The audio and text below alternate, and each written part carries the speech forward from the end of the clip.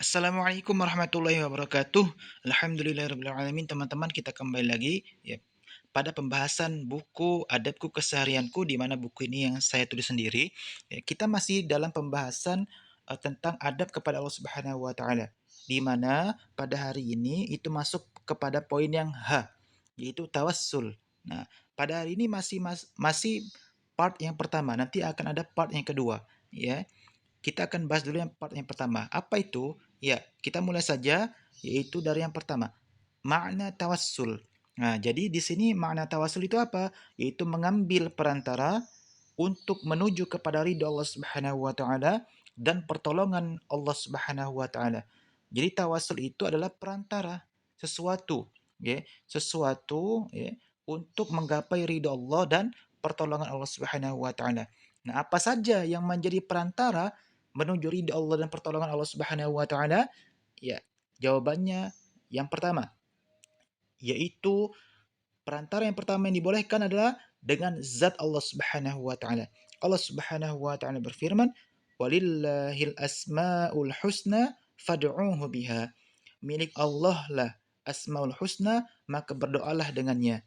Maka di sini ya, yang pertama ketika kita ingin berdoa kepada Allah Subhanahu wa taala, kita jangan lupa untuk menyebut nama Allah Subhanahu wa taala.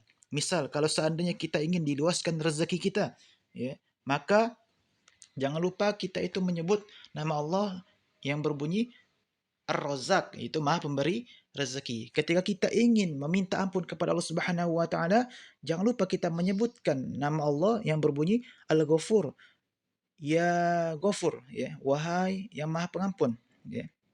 Ampuni dosa-dosaku. Nah, seperti itu. Itu contohnya saja. Atau misalnya tadi yang ketika kita meminta rezeki, yaitu apa? Ya Razzaq, ya, wahai Maha Pemberi rezeki. Ya, berikanlah kepadaku rezeki yang halal dan yang baik, halal dan thayyiban, seperti itu. Itu adalah salah satu contoh ya ketika kita ingin berdoa kepada Allah Subhanahu wa taala dengan zat Allah Subhanahu wa taala.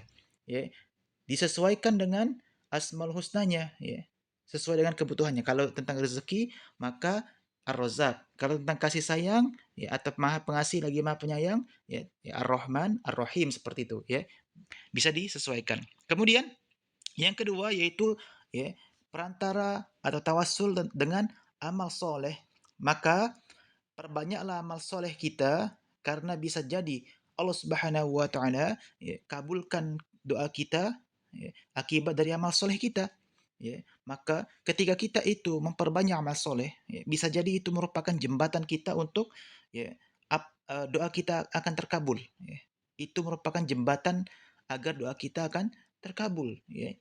Maka diusahakan kita itu melakukan amal-amal soleh yang pahalanya besar, seperti sholat berjamaah di masjid, ini khusus yang laki-laki, ya.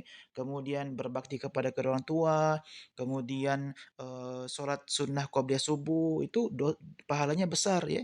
Kemudian puasa sunnah Senin Kamis itu merupakan pahala-pahala yang besar, ya. Nah, itu dirutinkan, ya.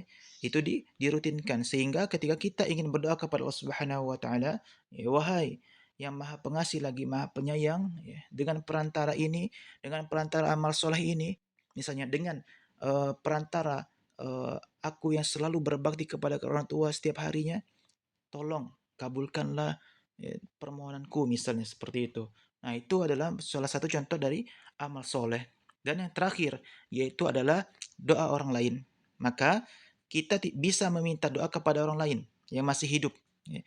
Kepada teman, kepada orang tua, kerabat, ataupun para para ustadz, ya, atau kiai, atau yang lainnya, ya.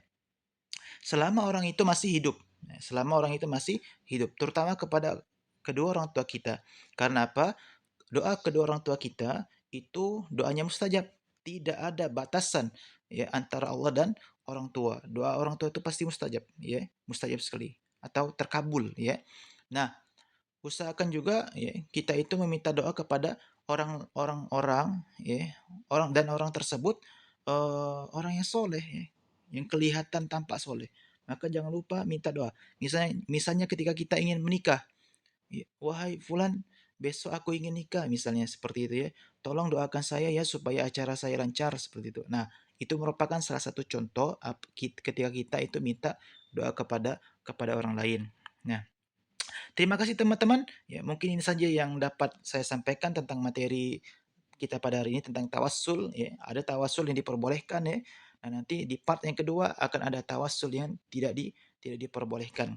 Kalau suka dengan konten ini, jangan lupa teman-teman ya, subscribe, follow dan like akun-akun Ta'lim Learning di Facebook, YouTube maupun di Instagram supaya akun ini bisa menjadi maju ke depannya dan bermanfaat bagi orang-orang yang lain ya seperti itu. Assalamualaikum warahmatullahi wabarakatuh.